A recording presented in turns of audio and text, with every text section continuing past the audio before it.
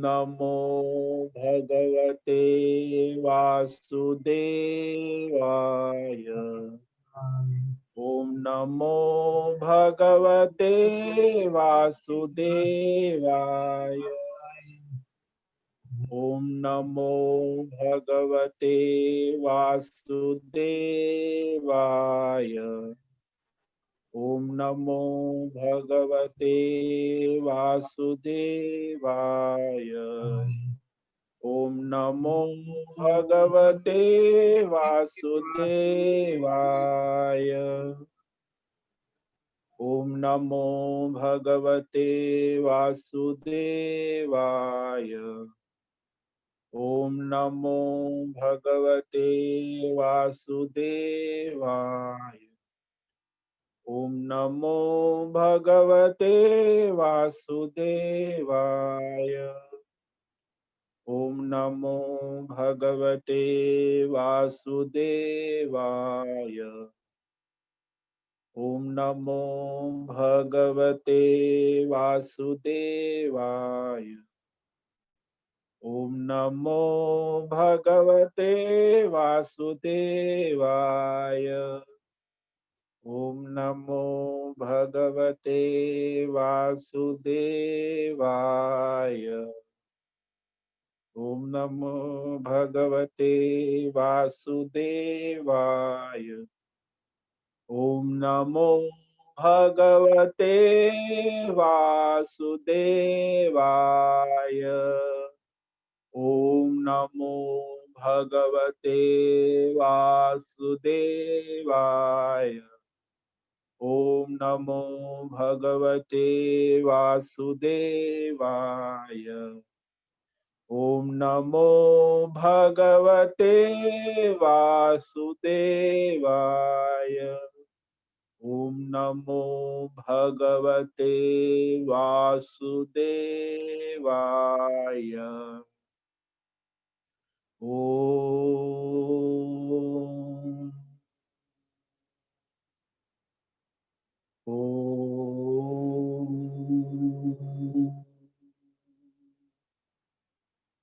ओम ओम श्री परमात्मने नमो नमः। ओम गणपतये नमो नमः। ओम ऐं ह्रीं श्रीं सं सरस्वत्यै नमो नमः। ओम गुं गुरुभ्यो नमो नमः। ओम सहनां भवतु सहनौ भुनक्तु सह वीर्यं करवावहै तेजस्विनावधीतमस्तु मा विद्विषावहै। ओम शांति शांति शांति। सदाशिवसमारम्भां शङ्कराचार्यमध्यमाम् अस्मदाचार्यपर्यन्तां वन्दे गुरुपरम्परा। वन्दे गुरुपरम्परा। ॐ पार्थाय प्रतिबोधितां भगवतां नारायणेन स्वयं व्यासेन ग्रथितां पुराणमुनिना मध्ये महाभारतम् अद्वैतामृतवर्षिणीं भगवतीम् अष्टादशाध्यायिनीम् अम्ब त्वामनुसन्दधामि भगवत् गीते भवद्वेषिणीम्। गीते भवद्वेषिणीम्।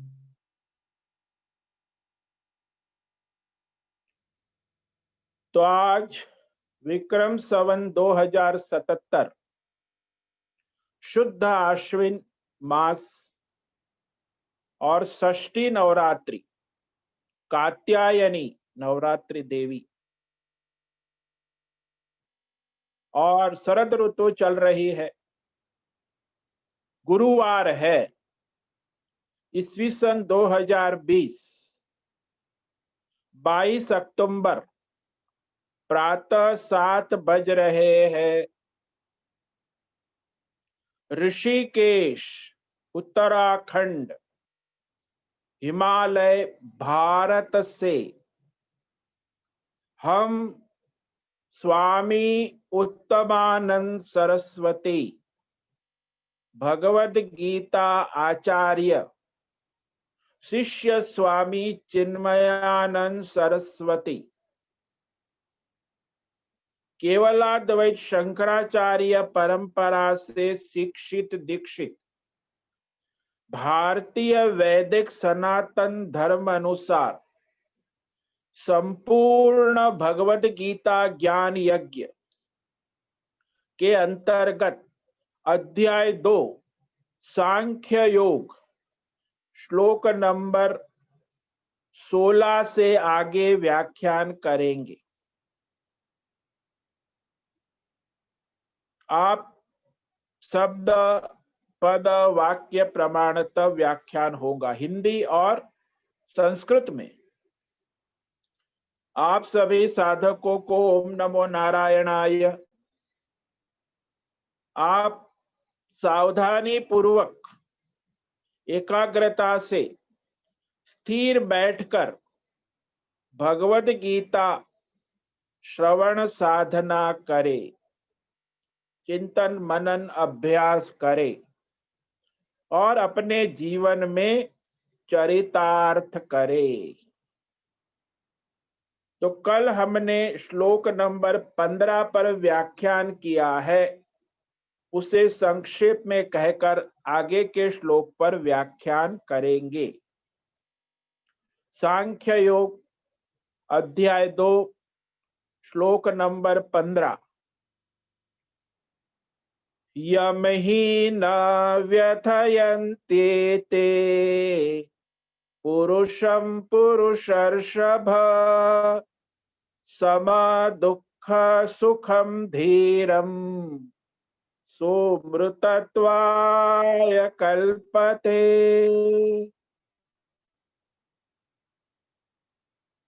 तो परमार्थ योग साधना का अधिकारी मनुष्य जो है वह तितिक्षु होना चाहिए, यानी समता रखने वाला, किसी भी परिस्थिति से विचलित ना हो।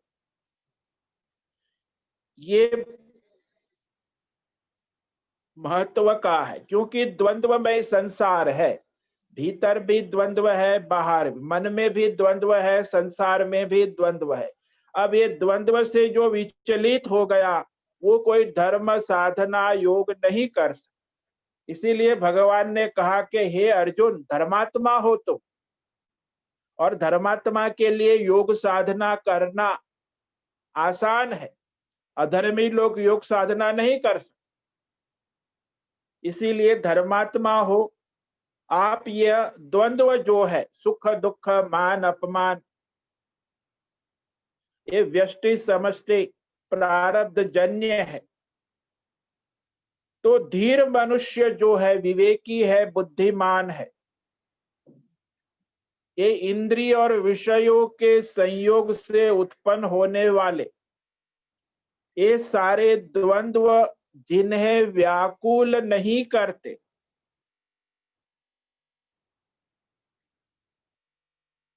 और उससे विचलित नहीं होते, द्वंद्व सहिष्णु, द्वंद्व में समता रखने वाला, द्वंद्व को सहन करने वाला, जो आत्मनिष्ठ है, वह परमार्थ योग साधना के लिए समर्थ होता है। क्योंकि संसार में देखा गया है, अनुकूलता में हर्ष होता है और प्रतिकूलता में शोक विषाद होता है। ये दोनों ही जिसमें नहीं होते, यानी जो सम सुख दुख समता रखता है, ऐसे विवेकी मनुष्य जो है, जो द्वंद्व से विचलित नहीं होते, वह योग साधना के लिए अधिकारी है, यानी क्वालिफाई कर जाते हैं योग करने, कर्म योग, ध्यान योग, भक्ति योग, साधना के। तो इस तरह यह योग साधना का अधिकारी तितिक्षु कहा गया। तो उसी के अनुसंधान में अब आगे कहते हैं भगवान कि ये द्वंद्व सहन करना, समता रखना आवश्यक, क्योंकि ये जो द्वंद्व है उसका परमार्थतः अस्तित्व है ही नहीं, केवल मन की कल्पना और भ्रम मात्र है, वो भी व्यक्तिगत मन की कल्पना और भ्रम। हर व्यक्ति का अपना अपना भ्रम होता है, अपने अपने संस्कार होते, उसी अनुसार वो सुखी दुखी होते रहते। यानी वास्तविक द्वंद्व नाम की कोई चीज है नहीं, परमार्थतः उसका अस्तित्व नहीं। व्यवहारतः जीव और प्रकृति के जगत में ये द्वंद्व प्रतीत होते, और हर इंसान के द्वंद्व अपने अपने काल्पनिक होते। जैसे मैंने आपको कहा कि एक इंसान को मिर्ची सुख देती है, तो दूसरे इंसान को मिर्ची दुख देती, क्योंकि उसके वासना संस्कार मिर्ची के नहीं है। जिसको मिर्ची के वासना संस्कार है उसे मिर्ची सुख देती है, हालांकि मिर्ची में कोई सुख दुख नाम की कोई चीज है ही नहीं, उसकी प्रकृति, उसका स्वभाव। अपनी अपनी कोई भी विषय किसी को सुख दुख नहीं देता अपने आप, वो मनुष्य के अपने अपनी वासना संस्कार और स्वभाव प्रकृति के अनुसार वो विषय उसे अनुकूल लगता है तो सुख की वृत्ति महसूस होती, और वो विषय उसे प्रतिकूल लगता है तो उसे दुख की वृत्ति महसूस अनुभव होती है। थोड़ी देर तक रहती, आने जाने वाली है और अनित्य है। ये सारी वृत्तियां कोई नित्य नहीं रहती। तो इस तरह यह सुख दुख आदि जो है ये कार्य है, और उसका कारण प्रकृति माया है, ईश्वर नहीं। प्रकृति माया कुदरत इसका कारण है, द्वंद्व का कारण। कारण सहित ये द्वंद्व जो है वो असत है, प्रकृति भी असत है, और ये जीवात्मा का जो भ्रम है, भ्रांति है, जीवात्मा भी असत है, और उसके द्वंद्व है वो भी असत, यानी काल्पनिक है, अपने व्यक्तिगत भ्रांति है, मिथ्या है, भ्रम है, आभास मात्र है।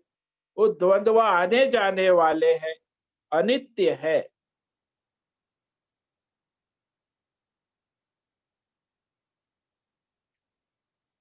इसीलिए जो मनुष्य यह विवेक करता है तो उसके लिए भगवान यहाँ यह सत और असत का विवेक कहते, जो आगे के श्लोक में भगवान कहते, सत असत का विवेक।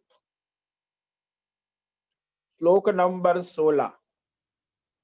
नासतो विद्यते भावो, नाभावो विद्यते सतः, उभयोरपि द्रष्टोऽन्तः त्वनयोस्तत्त्वदर्शिभिः। न असत विद्यते भाव, न अभाव विद्यते सतः, उभयो अपि द्रष्टहन्तः तु अनयो तत्वदर्शिभिः। भगवान स्पष्ट कहते हैं कि हे अर्जुन, असत जीवात्मा और संसार प्रकृति माया की कोई सत्ता नहीं है, भाव न विद्यते। असत प्रकृति माया और ये जीवात्मा माया उपाधि से,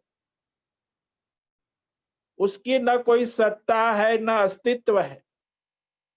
भाव न विद्यते, असत की न सत्ता है न भाव है न अस्तित्व है, फिर भी प्रतीत हो रहा है। जो नहीं है फिर भी प्रतीत हो रहा है।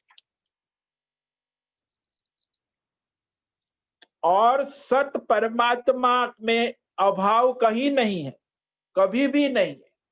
किसी भी देश काल प्रकृति जीव के अंदर सत परमात्मा का अभाव नहीं है। वो नित्य है, सर्वत्र है, सदा है, सब में है। यानी ये प्रकृति जीव देश काल विषय वस्तु व्यक्ति में परिवर्तन देखने में आता है, लेकिन उसमें जो परमात्मा तत्व है, आत्म तत्व है, उसमें कोई परिवर्तन नहीं है। दोनों का तत्व ज्ञानियों द्वारा दृष्ट देखा गया है, जाना गया।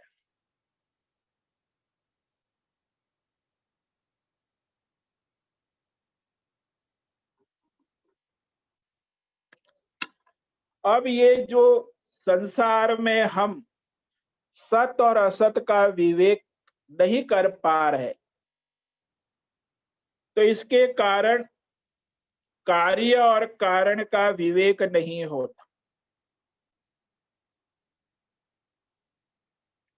कार्य जो हम देख रहे हैं, प्रकृति माया और संसार, उसमें परिवर्तन देखा जाता है, लेकिन उसका जो मूल कारण है उसमें कोई परिवर्तन नहीं है। जैसे ये आपके सामने दिया है, दिया मिट्टी का दिया है, ये मिट्टी का दिया है, इसमें दो तत्व है, नाम रूपात्मक दिया और उसका स्वरूप मिट्टी। पहले मिट्टी थी, अभी भी मिट्टी है, और दिया चूर्ण हो जाने के, टूटने के बाद मिट्टी हो जाएगा। फिर उस मिट्टी से फिर दिया उत्पन्न होगा, फिर रहेगा, फिर टूट फूट जाएगा, फिर उसी मिट्टी। मिट्टी यहाँ नित्य सत्य है, और ये दिया जो नाम रूप है पहले नहीं था। अभी मिट्टी में आभासित कुंभार की कल्पना से उत्पन्न हुआ है, मन की कल्पना। और ये दिया फिर टूट फूट जाकर मिट्टी हो जाएगा, फिर मिट्टी से दिया उत्पन्न। तो मिट्टी सनातन सत्य है, और जो नाम रूप प्रकृति माया दिया आपके सामने है, उसका ध्वंस होने के बाद भी वह मिट्टी जो है वो सभी दशा में उपलब्ध रहते हैं। मिट्टी, दिया नहीं था तभी भी मिट्टी थी, दिया है नाम रूप तभी भी मिट्टी है, दिया टूट फूट गया तभी भी मिट्टी है, फिर चूर्ण मिट्टी हो गया तभी भी मिट्टी है, फिर मिट्टी से वापस दिया हो गया, फिर भी वो मिट्टी ही है।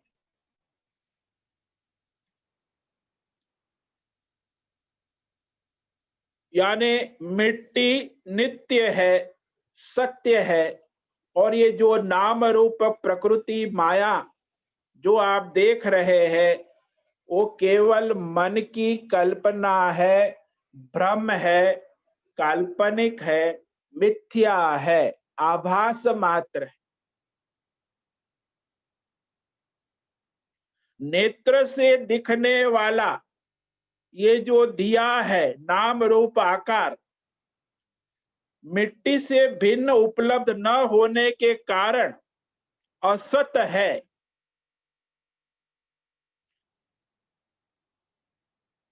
वैसे सभी कार्य कारण से पृथक मिट्टी नित्य है, और दिया अनित्य है, असत है।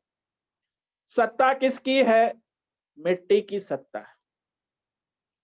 दिए की कोई अस्तित्व सत्ता है ही नहीं, वो तो केवल काल्पनिक आभास बन।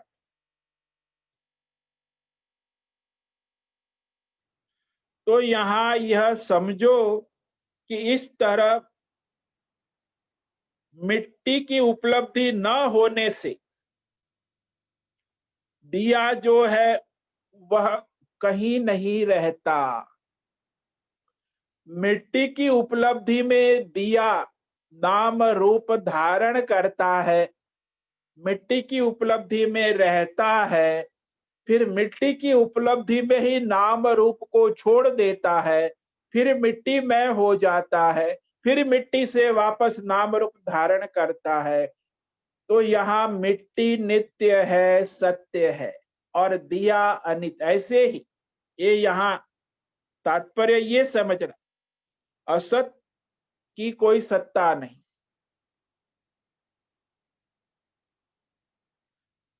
तो यहाँ कई लोग कहेंगे कि भाई ये जो मिट्टी है मिट्टी भी नहीं है, तो फिर आप शून्यवाद में चले गए। कुछ नहीं है, वो बहुत चिंतन शुरू हो गया। मिट्टी भी नहीं है और दिया भी नहीं, वही मोक्ष है, शून्यवाद। तो शून्यवाद हमारा सनातन स्वीकार नहीं करता। परमात्मा है, प्रकृति माया और जीवात्मा परिवर्तनशील है, और वो काल्पनिक है, परमात्मा की सत्ता में आभासित हो रहे। तो सभी व्यवहार में ये दो प्रकार की बुद्धि होती है, सत बुद्धि और असत बुद्धि। ये जो दिया बुद्धि है वो असत बुद्धि है, और मिट्टी बुद्धि है वो सत बुद्धि।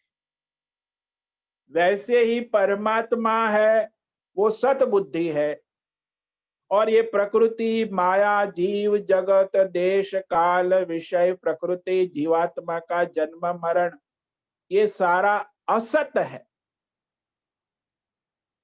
काल्पनिक है, subject to time space and object, देश काल विषय में परिवर्तनशील। लेकिन वो जो उसका आत्मा परमात्मा तत्व है उसमें अपरिवर्तनशील नित्य है। तो परिवर्तन कहाँ होता है? काल में, देश में, विषय में, व्यक्ति में, प्रकृति में, जीवात्मा में, संसार में परिवर्तन सर्वत्र दिखा जाता है। लेकिन इस सारे परिवर्तनों को धारण करने वाला अपरिवर्तनशील परमात्मा जो है वह सत है। इसीलिए दो प्रकार की ही बुद्धि होती है। मनुष्य जो आत्मज्ञानी होता है उसकी सत बुद्धि होती है, वो परमात्मा को सर्वत्र देखते हैं। और जो अज्ञानी है उसकी असत बुद्धि होती है, वो सर्वत्र भेद देखते। ये जीव है, ये जगत है, ईश्वर है, ये देवी देवता है, ये काल है, और उसी में भ्रमित होकर घूमते रहते हैं। तो वो असत बुद्धि और एक सत बुद्धि है। और संसार में दो प्रकार की ही बुद्धि है। जो मनुष्य सत्य को भी स्वीकार नहीं करता, असत को भी स्वीकार नहीं करता, उसकी बुद्धि शून्यवाद है। जो बौद्ध वहां तक तो पहुंच गए, लेकिन उन्होंने परमात्मा का अस्वीकार किया कि वो भी नहीं है। तो क्या है? शून्य है। तो शून्य को तो हम स्वीकार नहीं कर सकते, क्योंकि शून्य की कोई सत्ता नहीं होती।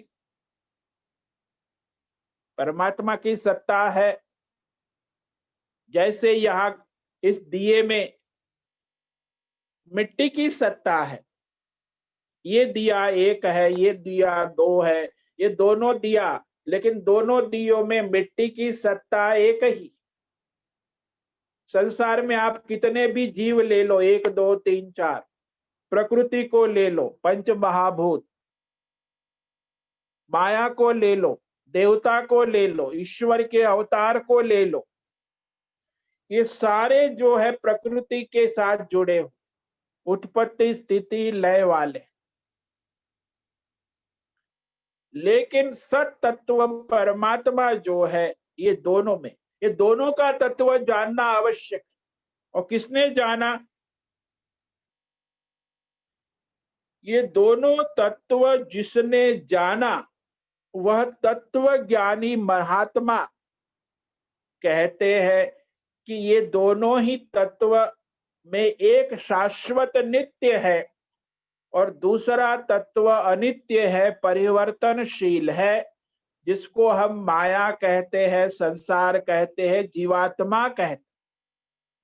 और जीवात्मा माया मोह में मोहित होकर परमात्मा तत्व अपना जो स्वरूप है उसका उससे अज्ञान रहता है। अज्ञान के कारण वो माया और जीवात्मा के द्वंद्व में उलझ जाता है। लेकिन तत्वज्ञानी जो है वो इसे अच्छी तरह समझते। जैसे दूसरा दृष्टांत लो, सोना है और उसमें अनेक प्रकार के गहने, ज्वेलर्स शोरूम में हम चले गए तो वहां जो वजन में, डिजाइन में कितने प्रकार की अंगूठी है, बैंगल्स है, नेकलेस है, लेकिन जो भी कुछ वो सुनार की दुकान में जो गहने सजे हुए हैं वो सारे का मूल एक ही तत्व है और वो है सोना।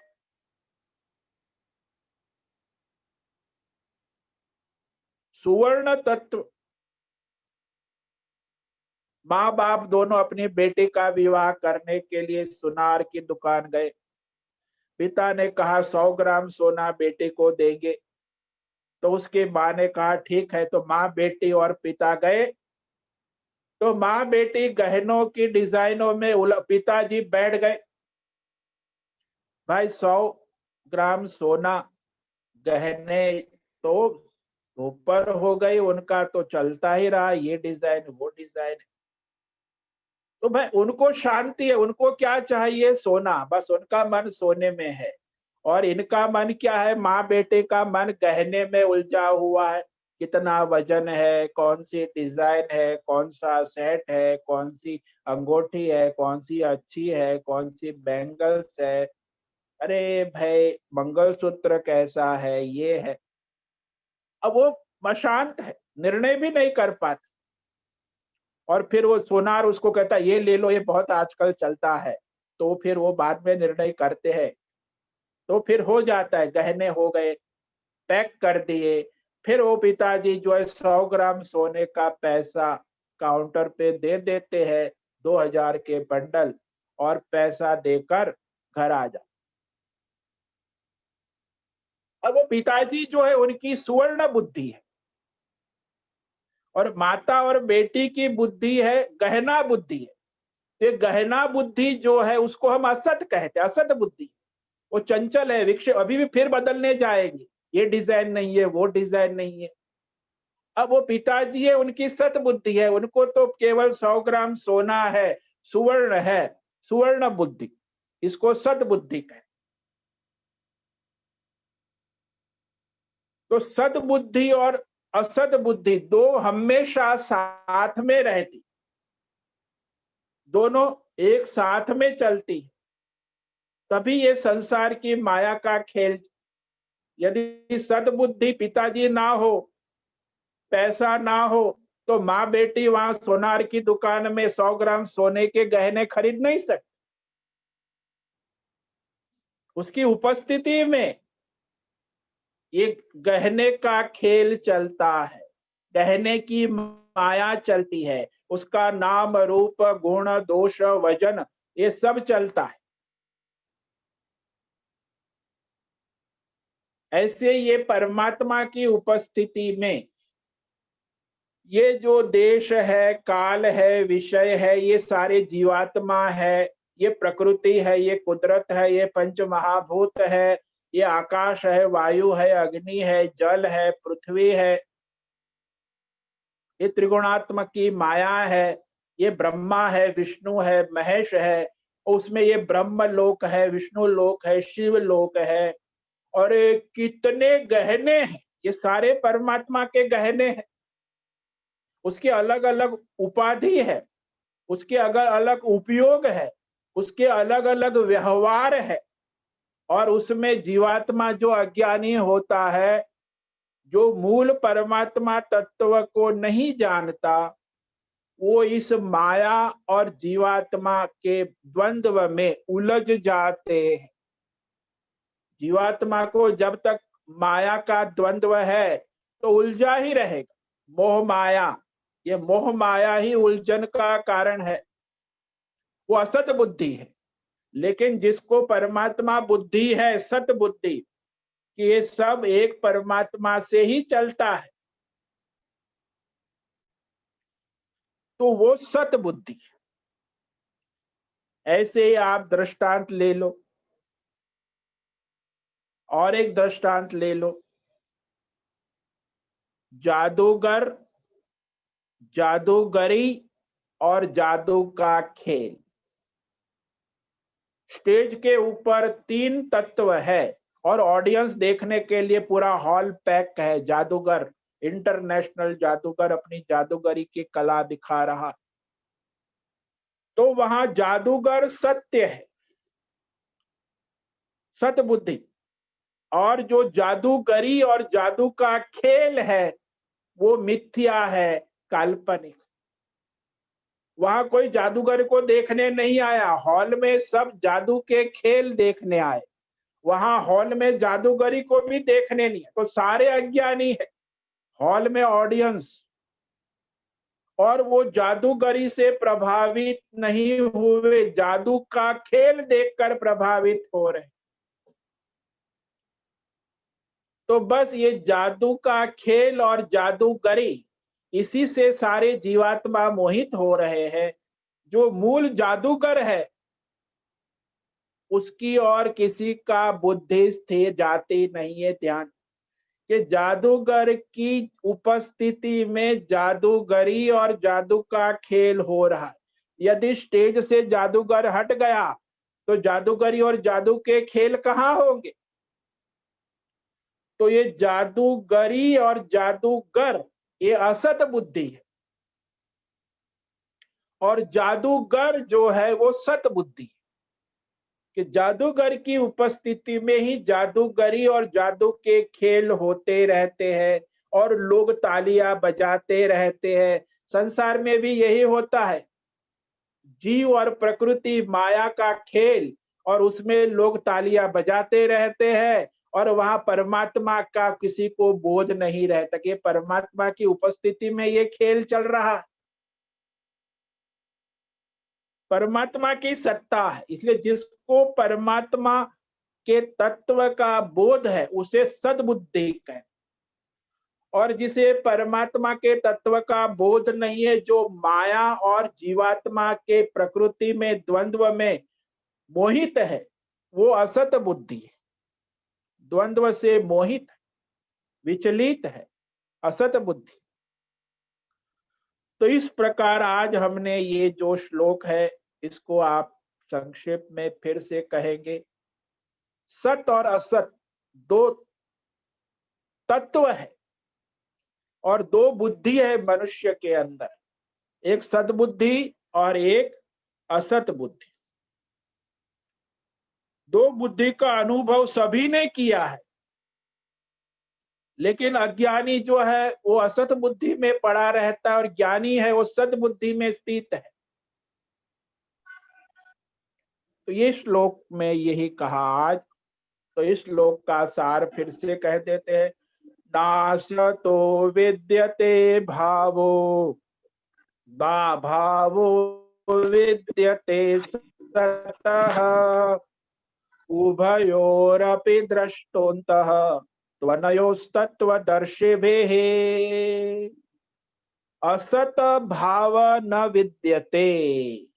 असत माया, जीव जगत, ईश्वर, देश, काल, विषय, ये सारी जो माया है उसकी कोई सत्ता नहीं है, उसका कोई अस्तित्व नहीं है, उसका कोई भाव नहीं है। और सत परमात्मा का कहीं भी अभाव नहीं।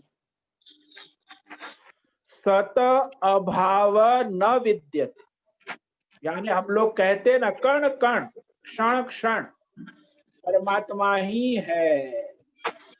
कण कण बदलते हैं, क्षण क्षण बदलते हैं, लेकिन परमात्मा में कोई परिवर्तन नहीं होता। तो इस प्रकार ये दोनों तत्व, असत और सत, को तत्वज्ञानी महात्माओं ने दृष्ट, देखा, जाना, समझा, विवेक किया, अपने बुद्धि का सदुपयोग किया कि ये सत है, ये सत बुद्धि है, और ये मनुष्य की बुद्धि दो प्रकार की होती है, सत बुद्धि और असत बुद्धि। तो दोनों तत्व को देखा। किसने देखा? तत्व ज्ञानी। असत तत्व को भी देखा, माया तत्व को, प्रकृति जीव तत्व को, और परमात्मा तत्व को भी जाना, देखा। इस प्रकार यह जो है, यहाँ भगवान ने स्पष्ट कर दिया। सत और असत्व वस्तु के स्वरूप का निरूपण करने के बाद अब भगवान अर्जुन को आगे स्वधर्म करने की आज्ञा देते। अभी तुम धर्मात्मा हो, युद्ध के मैदान में हो, अब आप सत असत का विवेक कर लो, और उसके बाद तुम अपना स्वधर्म करने के लिए खड़े हो जाओ। तो ये विवेक इसलिए करा कि अर्जुन का शोक जो है वो विषाद से अपने स्वधर्म को छोड़कर बैठ गया है। उसे आत्मज्ञान, तत्व ज्ञान के द्वारा उसका शोक दूर करके उसे अपने स्वधर्म के लिए प्रेरित करते हैं। तो आगे का श्लोक है, उस पर हम कल व्याख्यान करेंगे। तो आज यहाँ उसे पढ़ लेते। अविनाशे तो तद्विद्धि येन सर्वमिदं ततं विनाशमव्ययस्यास्य न कश्चित् कर्तुमर्हसे। तो वह अविनाशी परमात्मा तत्व को जान लो, और जिससे संपूर्ण माया, जीव जगत, देवी देवता, ईश्वर से व्याप्त है परमात्मा, उस अविनाशी परमात्मा का विनाश करने में कोई भी समर्थ नहीं। परमात्मा तत्व ही एक शाश्वत सत्य है, सनातन सत्य है, बाकी सब परिवर्तनशील है। तो ये समझ लो। तो इस पर हम कल आगे व्याख्यान करेंगे। ओम नमो नारायणाय। ओम नमो नारायणाय। ओम नमो नारायणाय। ओम नमो नारायणाय। ओम असतो मा सद्गमय, तमसो मा ज्योतिर्गमय, मृत्योर्मामृतंगमय। ओम पूर्णमद पूर्णमिदं पूर्णात् पूर्णमुदच्यते पूर्णस्य पूर्णमादाय पूर्णमेवावशिष्यते। ओम शांति शांति शांति। ओम गुरुभ्यो नमो नमः। ओम तत्सत। श्री कृष्णार्पणमस्तु। ओम ओम। ओम।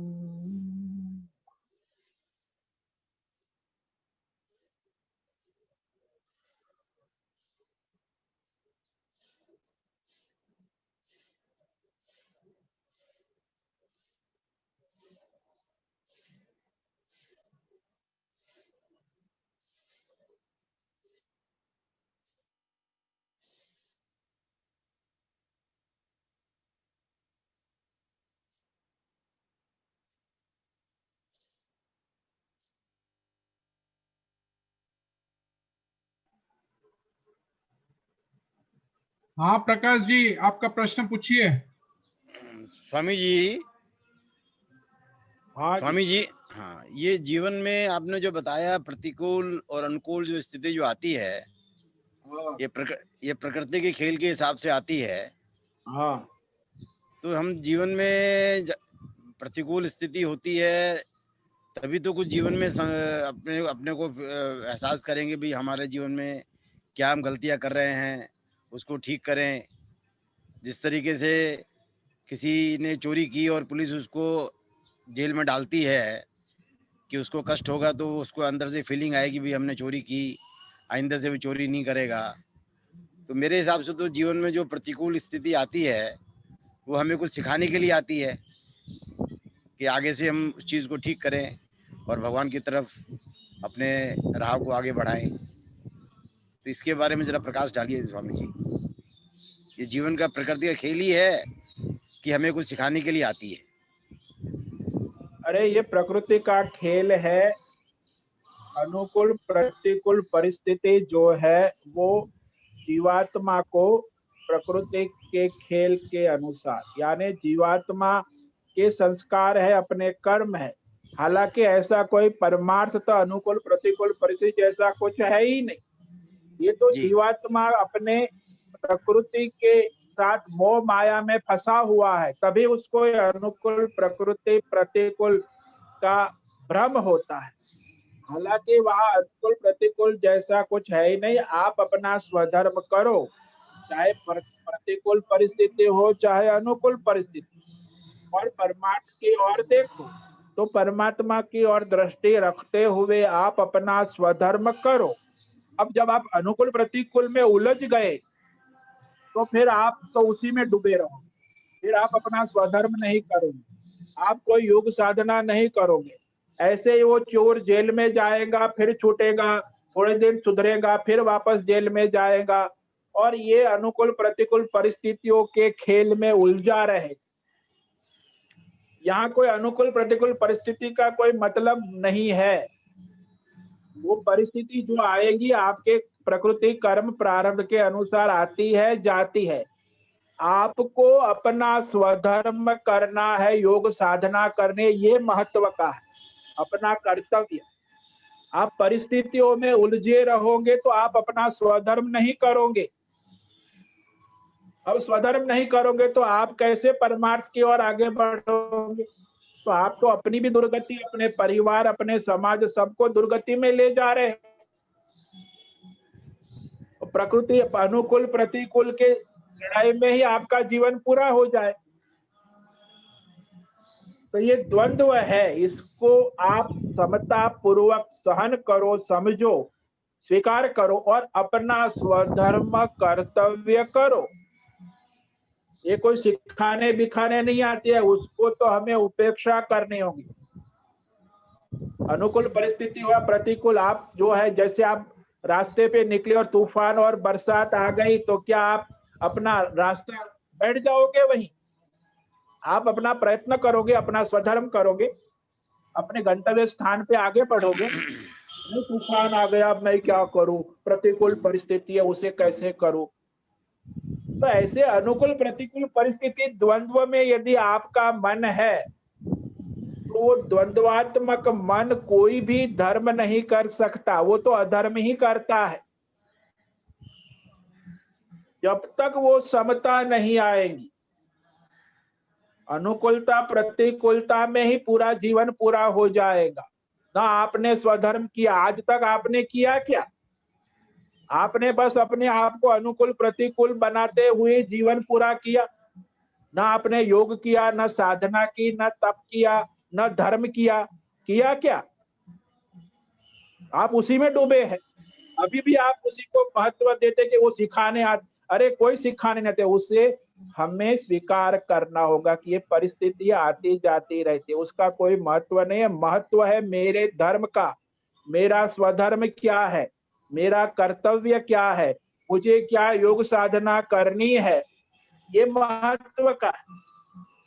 परिस्थितियों को कोई महत्व देगा तो फिर वो योग साधना नहीं कर पाएगा, वो अपना धर्म भी नहीं कर, बस परिस्थिति में उलझा रहेगा। अनुकूल प्रतिकूल, सुबह से शाम आप लोग यही तो करते हो। सब करते क्या हो? धर्म कुछ होता ही नहीं है, स्वधर्म तो आपको पता ही नहीं। योग साधना तो खाली सुनते रहते हो, कल्पना है आपके लिए। रियलिटी तो आपका ये अनुकूलता प्रतिकूलता, उसी को आप रियलिटी मानते हो और उसी में उलझे रहते हो। इसीलिए आपको इस द्वंद्व से अपने मन को बाहर निकालना होगा और अपने स्वधर्म को करना होगा कि अभी आपका स्वधर्म क्या है, आप योग साधना क्या करते हो, क्या आप उल्टे सीधे उलझ गए हो, अपने परधर्म कर रहे हो कि अधर्म कर रहे हो, ये धर्म कर रहे हो, ये आपको सोचना। ये परिस्थितियों के वश आप अपने आप को गुलाम बना के रखते हो, ये तो गुलामी है। अनुकूल परिस्थिति की भी गुलामी है, प्रतिकूल परिस्थिति की भी गुलामी है। तो आप तो गुलामी का जीवन जी रहे हो। आपने अपना धर्म ही नहीं किया, आपने योग साधना ही नहीं की, जीवन में तप नहीं किया, कुछ नहीं किया। क्या किया? अनुकूल और प्रतिकूल परिस्थितियों की गुलामी की, और अभी भी कर रहे हो, आगे भी करते रहो। वो कुछ आपको समझना होगा कि इससे आना जाना होगा ही। परिस्थितियां कभी हमारे भीतर भी अनुकूल प्रतिकूलता आती है, बाहर भी अनुकूल प्रतिकूलता आती है, भौतिक है, आध्यात्मिक है, तीनों जगत में आती है। अब आप वहां उसी में उलझे रहोगे तो क्या योग करोगे, क्या साधना करोगे, क्या तप करोगे, क्या अपना धर्म करोगे? इसलिए परिस्थितियों का गुलाम ना बनो, ना आप अपने भीतर की परिस्थितियों के गुलाम बनो, ना बाहर की। ये तो द्वंद्व आते ही जाते रहेंगे। आपको अपना लक्ष्य निर्धारित करना है कि मेरा लक्ष्य है योग साधना, परमार्थ धर्म है। समझ में आया हाँ प्रकाश स्वामी जी? जी, हाँ स्वामी जी। हाँ,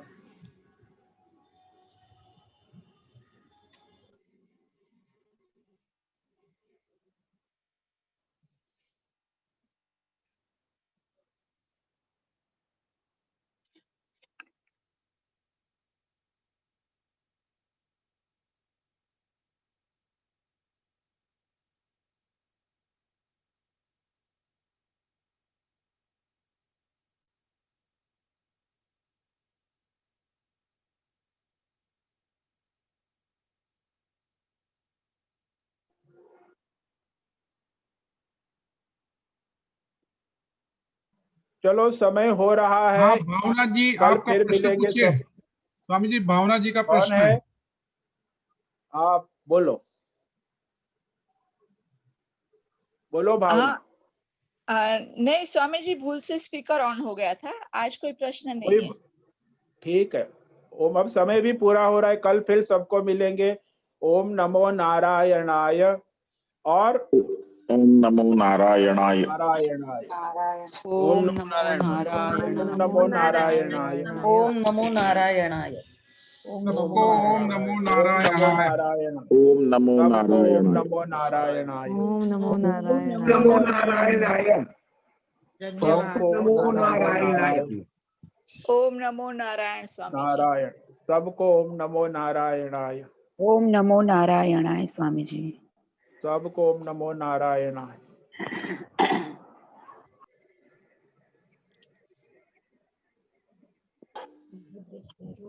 तो होस्ट को विनंती है कि आज का सत्संग समाप्त करे। ओम नमो नारायणाय। सबको ओम नमो नारायणाय। ओम नमो नारायणाय। हम हमारा आज का सत्संग यहाँ पूर्ण करते हैं। सबको ओम नमो नारायणाय। ओम नमो ओम नमो नारायणाय।